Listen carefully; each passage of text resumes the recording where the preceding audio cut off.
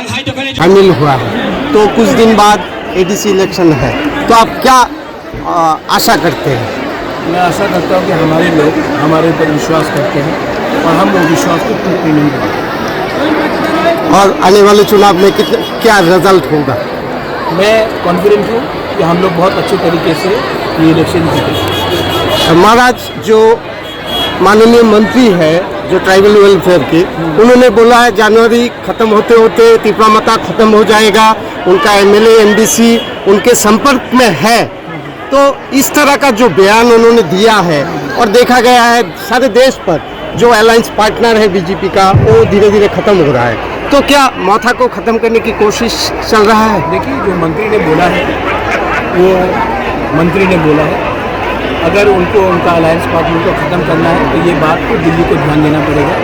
मैं आज भी, मेरा विश्वास है कि जो सेंटर में हमारे अमित शाह जी बैठे हैं, हमारे प्राइम मिनिस्टर बैठे हैं, वो ये नहीं चाहते हैं। वो चाहते कि त्रिपुरा मौथा और बीजेपी का अच्छा संबंध है। एक दो लीडर्स को टिकट चाहिए इलेक्शन के लिए और उनको लगता है कि अगर त्रिपुरा मौथा कमज़ोर होगा तो उनका चांसेस टिकट मिलने का अच्छा रहेगा। लेकिन वो लोग नहीं समझ रहे हैं कि अगर ये होगा तो फ़ायदा किसी और को होगा। लेकिन उनका स्वार्थ है, उनको जो बोलना है बोलने दीजिए।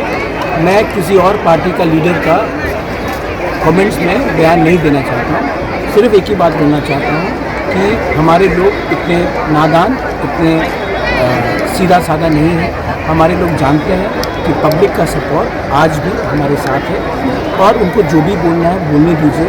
अंत में पब्लिक जवाब देगी कि कौन जीतता है, कौन कहाँ में है।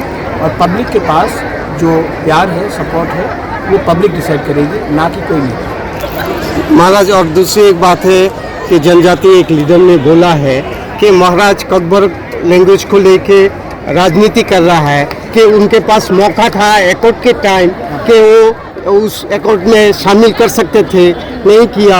और कौन लीडर ने बोला? कौन लीडर ने बोला?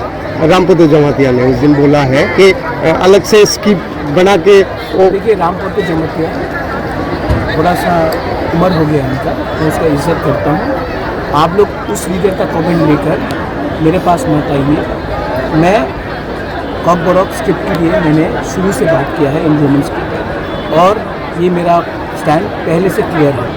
रामपतो जमातिया का स्टैंड बहुत क्लियर है कि वो धर्म के राज्य नाम में हमारे त्रिपुरा को डिवाइड करना चाहते हैं। अगर उनको अंग्रेज़ी लैंग्वेज से इतना प्रॉब्लम है तो सबसे पहले अपने पार्टी के लीडर को बोलिए कि उनके बच्चे को इंग्लिश मीडियम स्कूल में ना भेजे, डॉन बॉस्को होली क्रॉस में ना भेजे और बंगाली मीडियम स्कूल में भेजिए।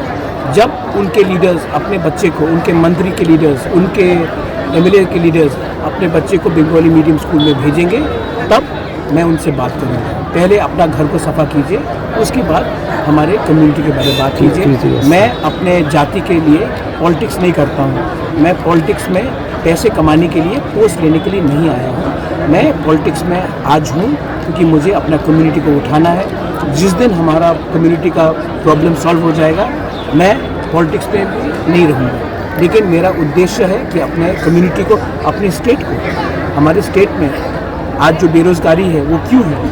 क्योंकि हमारे पास बंगाली हो, तिपरासा हो, मणिपुरी हो, हमारे पास एजुकेशन सिस्टम ऐसा नहीं था जिससे, जैसे कि आप कंपेयर करेंगे मेघालय से, आप कंपेयर करेंगे नागालैंड, अरुणाचल से, जहाँ में लोगों को बाहर जाके भी नौकरी मिलता है। इसके लिए मैं रोमन स्क्रिप्ट के बारे में बात कर रहा हूँ। इसके लिए मैं ऐसे लैंग्वेज को प्रमोट करने की बात कर रहा हूँ। मैं बंगाली के एकदम विरुद्ध नहीं हूँ, मैं हिंदी के एकदम विरुद्ध नहीं हूँ। मैं चाहता हूँ कि बंगाली भी फ्लरिश करे, देवनागरी भी फ्लरिश करे। और हमारा जो लोगों का डिमांड है कि ककबरक काउब्रू हम रोमन स्क्रिप्ट में पढ़े, उसको भी उसका भी एक सोल्यूशन निकले, उसमें भी हम आगे बढ़े।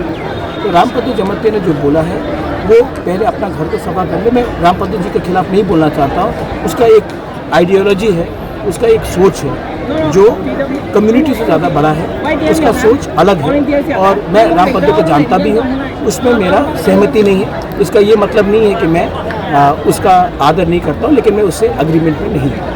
महाराज, आप इतने दिन से दिल्ली में है तो इतने दिन नहीं, सिर्फ 2 दिन के लिए गए। नहीं, बीच में 2 दिन के लिए गए। अच्छा, और मैं कल ही वापस आ गया। अच्छा महाराज, एकॉर्ड के बारे में कुछ चर्चा हुआ है या कोई डेट फिक्स? देखिए, अभी एडीसी इलेक्शन मुझे नहीं लगता, मैं जानता हूँ कि अमित भाई ने भी, अमित शाह होम मिनिस्टर माननीय अमित शाह ने भी कहा था कि मैं करना चाहता हूँ। 6 महीने का डेडलाइन भी दिया गया था, लेकिन त्रिपुरा में मैंने कुछ बयान सुना है और बहुत क्लियर है कि त्रिपुरा में 1-2 लीडर्स हैं, सब लीडर्स नहीं हैं, बीजेपी में भी बहुत लीडर्स हैं जो अकॉर्ड चाहते हैं, लेकिन 1-2 लीडर्स हैं जिनको लगता है कि अगर आज अकॉर्ड साइन किया गया तो हमारा जो जनजाति है, तिप्रासा है, इंडिजिनस है, वो उठ जाएगा, और अगर हम उठ गए तो उनका दुकान बंद हो जाएगा।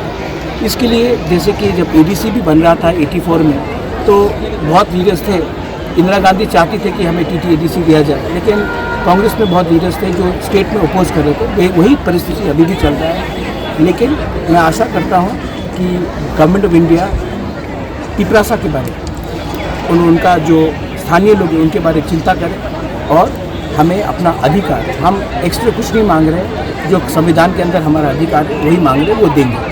और मैं आशा करता हूँ कि ये जो लोकल लीडर्स है एडीसी इलेक्शन के रिजल्ट के बाद खुद ब खुद जब रिजल्ट निकलेगा तो चुप हो जाएंगे। और आने वाले एडीसी इलेक्शन में क्या आप सिंगल फाइट करेंगे या? मैंने तो आज तक नहीं बोला कि हम 28 के 28 सीट फाइट करेंगे। ये बात सबसे पहले हमारे आदरणीय माननीय रिस्पेक्टेड मानिक शाह जी ने बोला, और मैंने ये बात नहीं कहा। जब उन्होंने ये बात कहा तब मुझे रिएक्ट करना पड़ा। मैंने ये अलायंस कभी भी नहीं बोला था कि नहीं होगा। जब उन्होंने ये स्टेटमेंट दे दिया और उसके बाद जो हमारे ऊपर लगातार हमारे खिलाफ बात चल रहा है, तो हम भी एक पॉलिटिकल पार्टी है, हमें भी अपना अस्तित्व बनाना है, हमें भी अपने लोगों को जवाब देना है, हम भी किसी से डरते नहीं हैं, तो हम भी फाइट करेंगे।